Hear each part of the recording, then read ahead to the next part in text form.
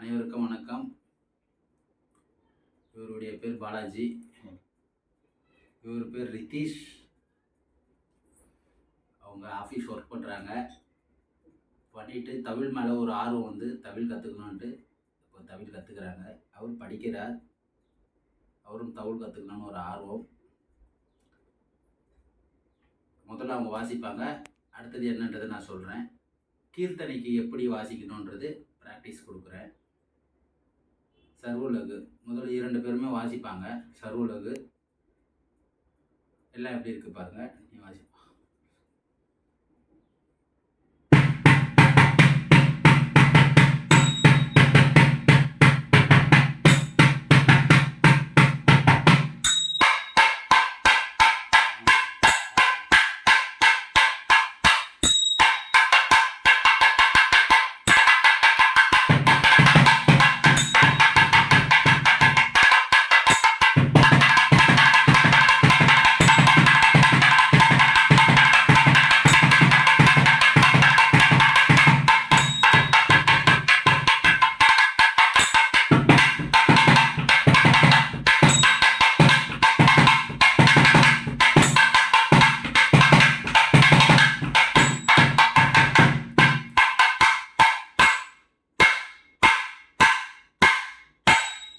Super. நீங்கள் வாசிங்க.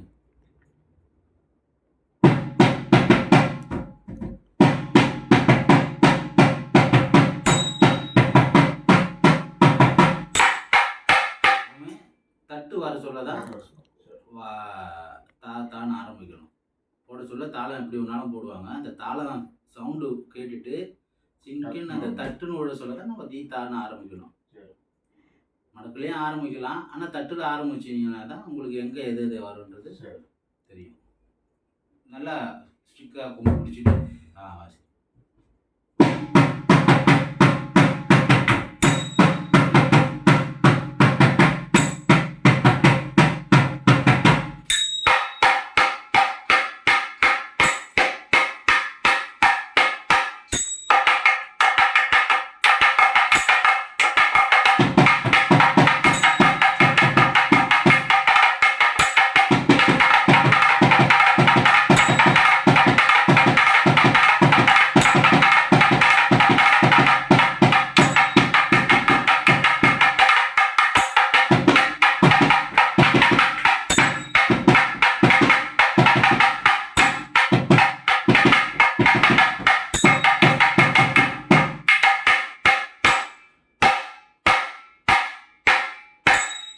என்ன பார்த்தீங்கன்னா, இவர் இப்போதான் முதல் தமிழே வாசிக்கிறார். இதுதான் ஃபஸ்ட்டு தடவை இப்போ தான் தமிழே தொடுறாரு அவர். இதுக்கு முன்னாடிலாம் கட்ட ப்ராக்டிஸ் தான்.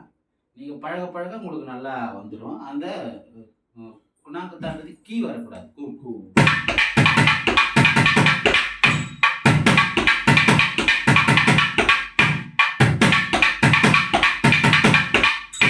வாசிங்க.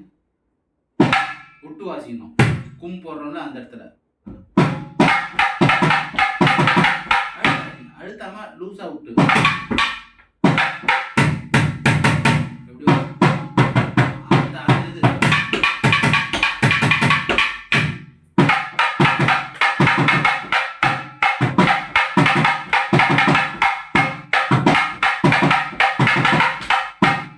இப்படிதான் வாசிக்கணும். கையை வந்து நீட்டா போடணும். இப்படி ஒரு படிமமா போடணும். இப்படிலாம் போடக்கூடாது. இப்படி போடக்கூடாது. இப்படிலாம் போடக்கூடாது. நல்லா நீட்டாக போடணும். இப்போது கீர்த்தனைக்கு உங்களுக்கு எப்படி வாசிக்கிறது சொல்லி கொடுத்துருக்கேன். இப்போ நான் சொல்கிறேன், வாசிங்க. அதனுடைய ஃபிங்கரிங் கை எப்படி போடுறதுன்ட்டு முதல்ல ஆரம்பத்தில் எப்படி வாசிக்கணும்னு சொல்லியிருக்கேன். அதுக்கப்புறமா அது எப்படி டெவலப் பண்ணிட்டு கொண்டு போகணுன்றதுன்னு சொல்லியிருக்கேன். இப்போ நான் ஃபஸ்ட்டு காலம் சொல்கிறேன். கொஞ்சம் இழுத்தமாக சொல்கிறேன். அதே மாதிரி வாசிங்க 2 பேரும். ஆமாம்.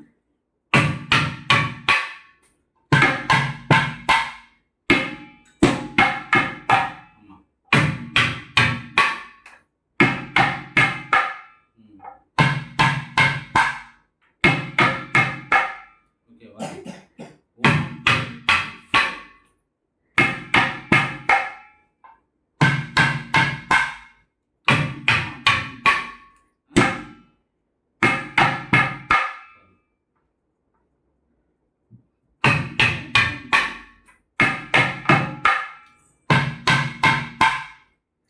அடுத்தது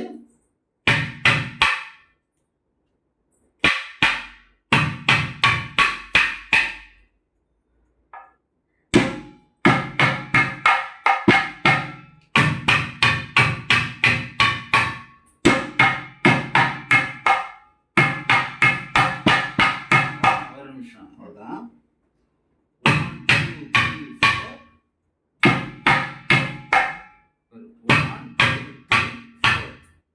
இது முதல். இது வந்ததுக்கு அப்புறம்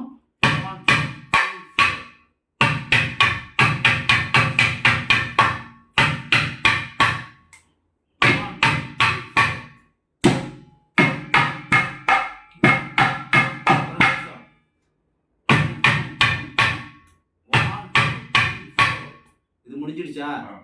இது வந்ததுக்கு இது ஃபர்ஸ்ட் ஒரு டைம் தான் வரணும். வந்ததுக்கு அப்புறம்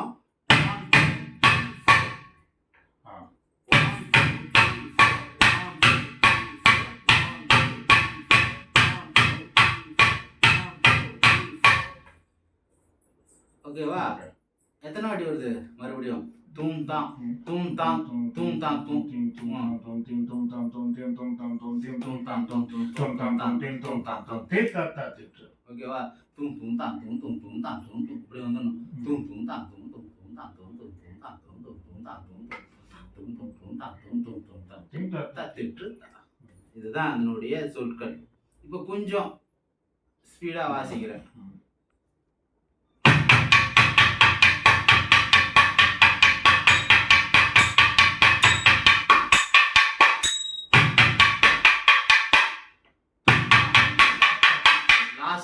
லாஸ்ட் ஒன்று.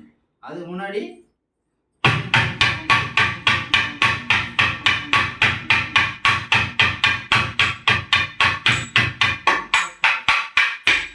இதுதான் அந்த கீர்த்தனுடைய சொற்கள். இப்போ வாசிங்க, நீ வாசி. அழுத்தாத, விட்டு வாசி.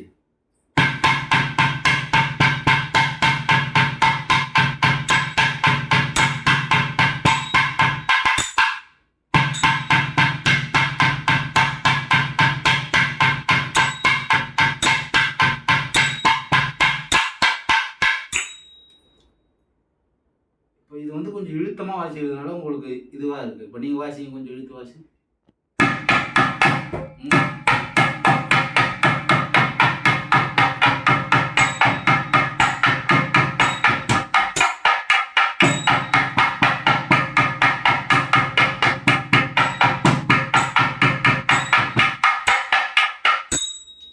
இதுதான் இந்த சொற்கள் தான். இது வந்து ஆல்ரெடி உங்களுக்கு சொல்லி கொடுத்துருக்கேன்.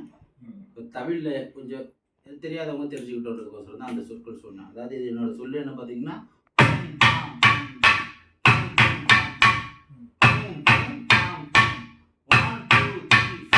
அந்த கையை முதல்ல பார்த்துக்கணும். 1 2 3 4 1 2 3 4 இது ஃபர்ஸ்ட் பேசிக். அடுத்தது 1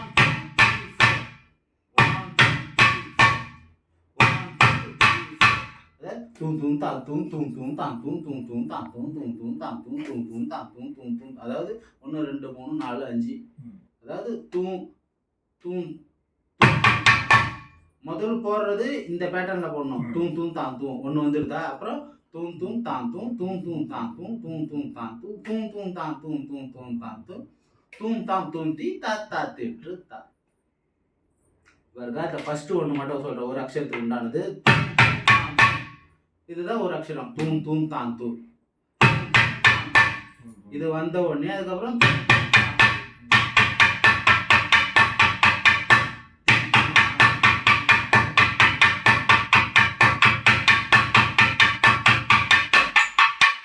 முடிச்சிருச்சா? இப்போ கொஞ்சம் நார்மலாக வாசிப்போம். இப்போ ஃபர்ஸ்ட் அந்த வாசிங்க.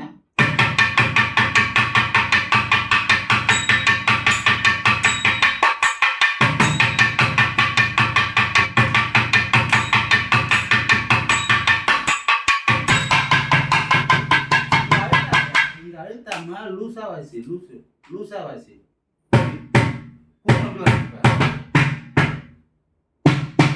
வைட்டா வாசி வாசி.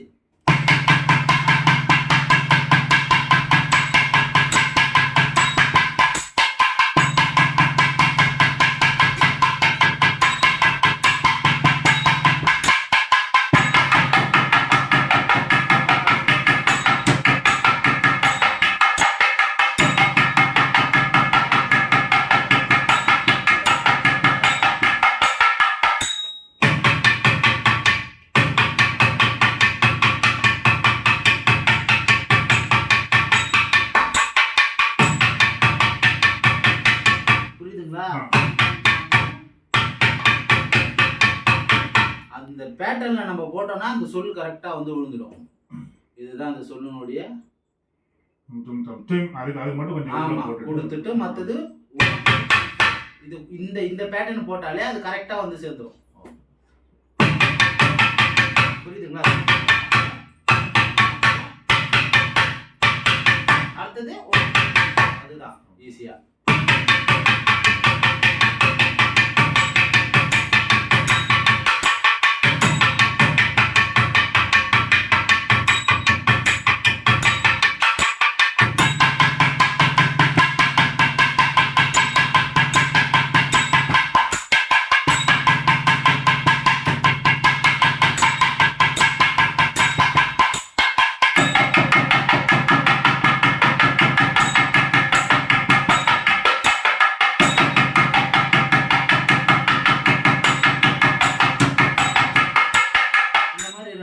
கீர்த்தனிங்க வாசிட்டு அதுக்கப்புறம் 6வது நாள்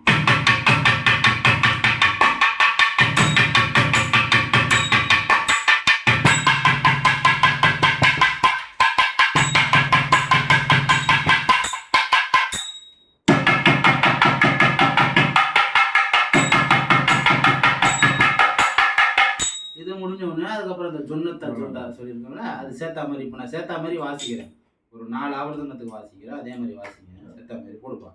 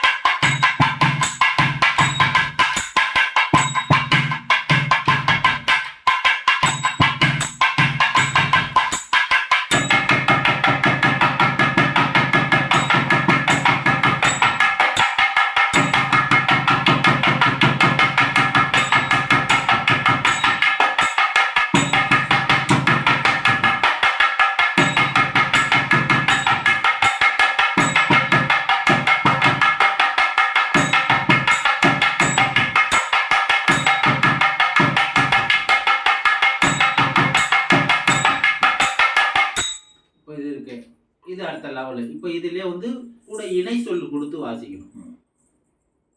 இதெல்லாம் நம்ம கேட்க கேட்க தான் அனுபவம் வரும். அந்த இணை சொல்லு எப்படின்றதுன்னு சொல்றேன், போடுப்பா.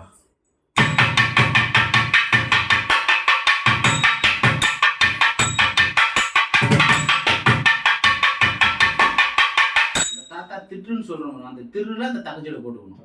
புரியுதுங்களா? போடுப்பா. தகச்சோடு அந்த ரெண்டு சொல்லு எது வருதோ அது போட்டுக்கலாம் அப்படியே.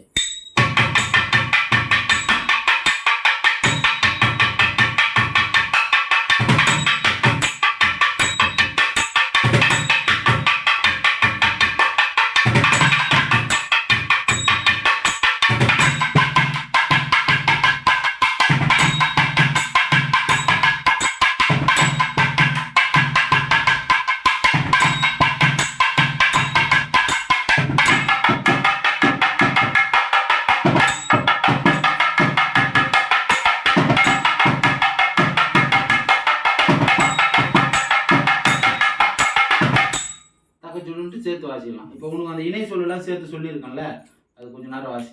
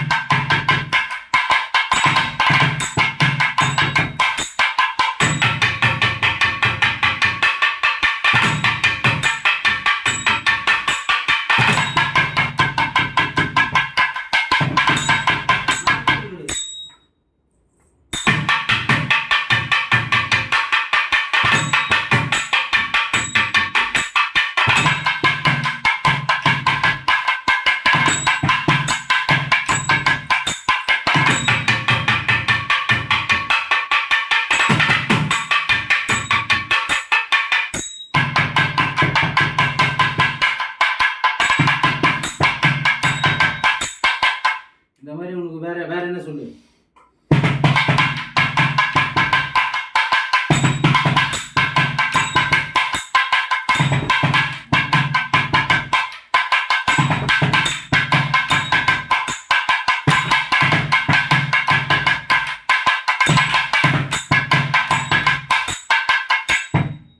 இந்த மாதிரி வாசிச்சுட்டே வந்து இதுக்குள்ள கீர்த்தனங்கா முடிஞ்சிடும். அப்புறம் அனுப்பள்ளிக்கு இதே மாதிரி கொஞ்சம் ஆரம்பத்தில் வாசிச்சுட்டு சொல்லு வாசிக்கணும். என்னென்ன சொல்லு வாசிப்ப? அது வாசி. கீர்த்தனி வாசிச்சுட்டு எடுத்துட்டு அப்படியே அதை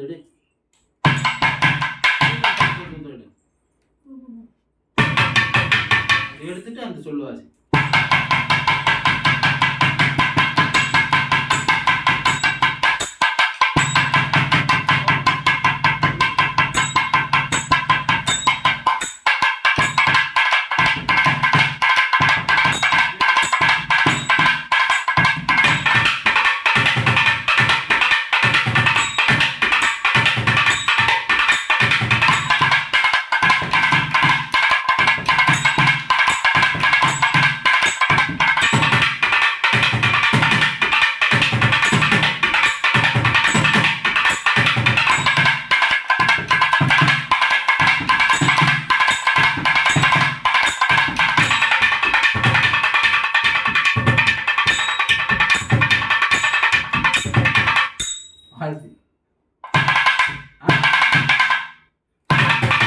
தெரியுமா?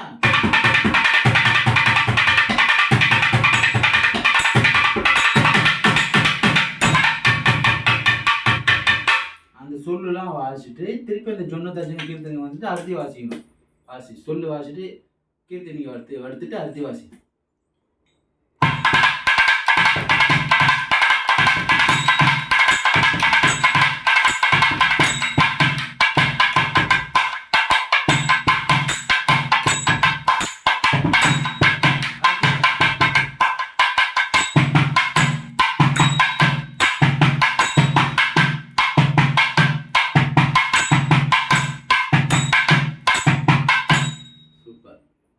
நீங்கள் உங்களுக்கு ஒரு 2-3 சொல்லு தெரியும்ல, அந்த இணை சொல் அது வாசிச்சுட்டு நீங்களும் அறுதி வாசி முடிச்சுக்கணும். ஆமாம், அதுலேருந்து ஆரம்பிச்சு அப்படி வாசிக்கணும்.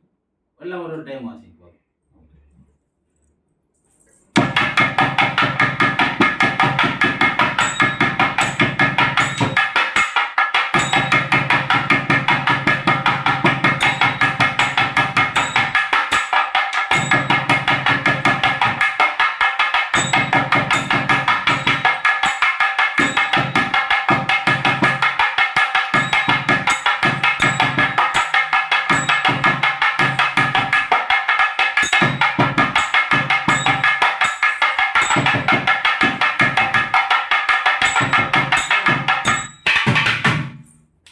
அதுக்கு தான் அந்த கட்டப்பாடெல்லாம் நல்லா ப்ராக்டிஸ் பண்ணிங்கன்னா உங்களுக்கு கரெக்டாக வரும். ஆனால் உங்களுக்கு ஆஃபீஸ் ஒர்க்கு ப்ராக்டிஸுக்கு டைம் இல்லை. இதை முடிஞ்ச அளவுக்கு பண்ணியிருக்குங்க. அது இவ்வளோ பெரிய விஷயம். அது மொத்த டைம் உங்களுக்கு எவ்வளோ இருந்திருக்கும்? நீங்கள் அதிகமாக ப்ராக்டிஸ் பண்ணுற டைம் எவ்வளோ இருக்கும் சொல்லுங்கள்? மொத்தமாக சேர்த்து எல்லாமே. ஆமாம், ஒரு நாளைக்கு ஒரு 6 ஹவர் பண்ணுவீங்களா? 1/2 மணி நேரம் வச்சுக்கிட்டு. இப்போ இவங்கெல்லாம் இந்த பசங்களாம் இருக்காங்களே, இவங்கெல்லாம் பார்த்தீங்கன்னா ஒரு நாளைக்கு 6 மணி நேரம், குறைஞ்சது 5 மணி நேரம் பண்ணுவோம். காலையில் ஒரு 3 ஹவர், சாயங்காலம் 3 ஹவர், 6 மணி நேரம் கண்டிப்பாக பண்ணுவாங்க. இப்போ நீங்கள் அதெல்லாம் கிடையாது. ஒரு நாள் 1/2 மணி நேரம் தான் பண்ணுறீங்க. இந்த அளவுக்கு நீங்கள் முயற்சி பண்ணி வாசிக்கிறதே பெரிய விஷயம். இன்னும் நல்லா ப்ராக்டிஸ் பண்ணிங்கன்னா இன்னும் நல்லா டெவலப் ஆகிடலாம். பாருங்க, திருக்கட தத்துவம் அப்படி தானே சொல்லியிருக்கோம் உங்களுக்கு. அது அழுத்தமும் போட்டால் தான் அந்த திருக்கடுன்றது காது.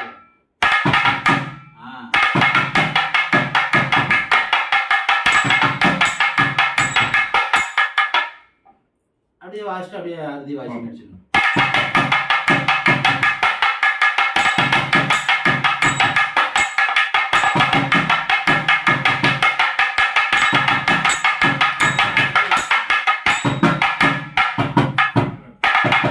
அதாவது இங்கிருந்து வரணும்னு சொல்லியிருக்கேன்ல, இந்த அரிசி வந்து இங்கிருந்து தான் வரணும்.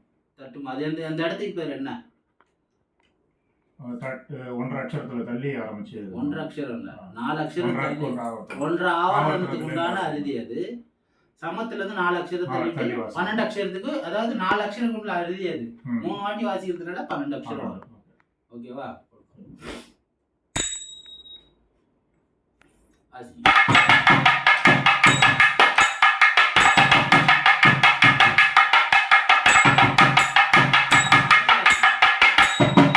அடுத்து வாசிங்கன்னா நீங்க இங்க இருந்து வாசிட கூடாது, சொன்னாங்க. இது பண்றது. நீங்க அதெல்லாம் கவுண்ட் பண்ணக்கூடாது, தாளத்தை கவனிக்கணும். தாளம் தான் நம்மளுக்கு மெயின், அந்த ஒளி தான் நம்மளுக்கு மெயின். நீங்க எத்தனை வாட்டி வாசிக்கிறீங்கன்றது விஷயம் கிடையாது, தாளம் தான் விஷயம். நம்மளுக்கு தாளம் எங்க போடுறாங்களோ அதுக்கேற்ற மாதிரி வாசிங்க. 1 2 3 4 வாசிங்க. அப்படியே ஆரம்பிங்க.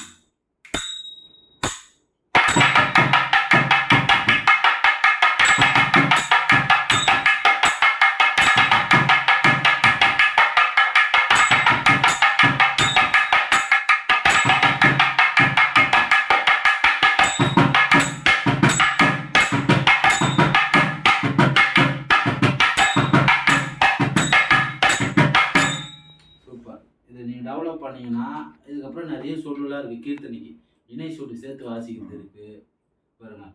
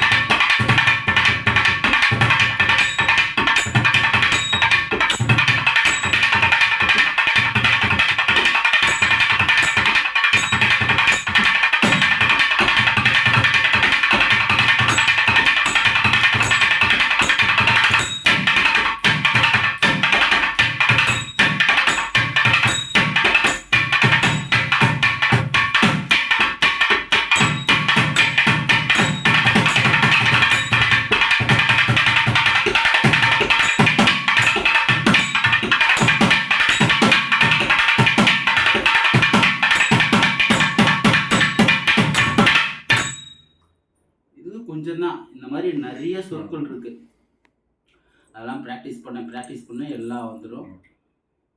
மேலும் மேலும் நல்லா ப்ராக்டிஸ் பண்ணிங்கன்னா இன்னும் நிறைய வாசிக்கலாம். நீங்கள் இன்னும் ப்ராக்டிஸ் ரொம்ப கம்மியாக இருக்குது உங்களுக்கு, ப்ராக்டிஸ் நிறைய பண்ணணும். எவ்வளோ ப்ராக்டிஸ் பண்ணுறீங்களோ அப்போ தான் சின்ன வயசுலேயே தவுள் வாசிக்க முடியும், நல்லா வாசிக்க முடியும். ப்ராக்டிஸில் தான் இருக்குது. நான் சொல்லி கொடுக்குறது ஒரு பக்கம் இருந்தாலும் ப்ராக்டிஸ் தான் மெயின்.